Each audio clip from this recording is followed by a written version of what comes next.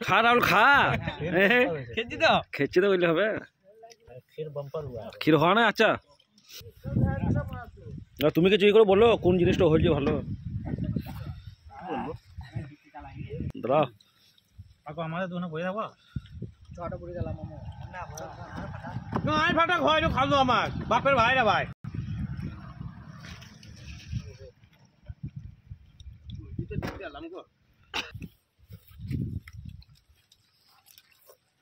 गुरु बेटा जी बोले अगर में आई बता को रे